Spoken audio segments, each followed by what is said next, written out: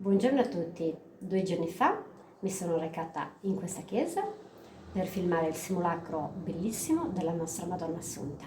Vuoi sapere perché? Allora io, benigati conto.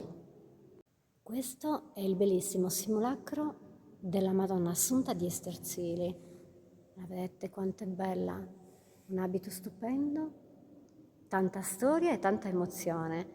Io ho partecipato a tantissimi festeggiamenti in onore dell'Assunta, sia in Sardegna che fuori, tutti molto belli e molto emozionanti, ma nessuno può competere con quello di Esterzili perché è un'emozione unica. Sto notando che alla Madonna hanno regalato una nuova corona, questo evidentemente è un dono recente, ve la inquadro tutta.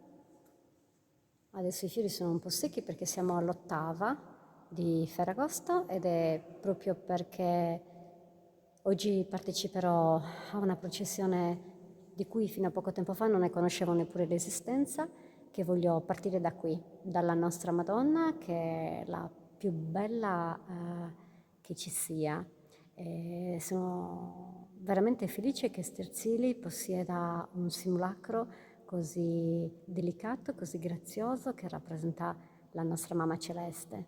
La nostra Madonna indossa dei sandali d'argento, i sandalo de Bratta, che prima venivano portati in processione di casa in casa, in un vassoio, sopra un vassoio c'era del basilico, dei fiori, si dava un'offerta e con quell'offerta poi si acquistava ciò che era necessario sia per la festa dell'anno a venire sia per la chiesa.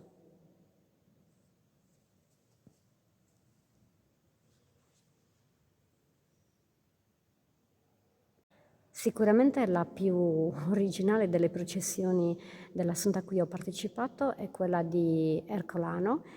Oggi verrà risistemata, ricollocata praticamente nell'urna che si trova sotto il Cristo, a destra dell'altare, e tutto il suo corredo, l'abito elegante, la corona, i gioielli, e tutti i pizzi merletti che sono stati utilizzati per la processione in questi 8 giorni verranno riposti nell'armadio, mentre la corona d'argento e i sandali continueranno ad essere presenti nella tecca accanto all'altare a destra sotto il Cristo,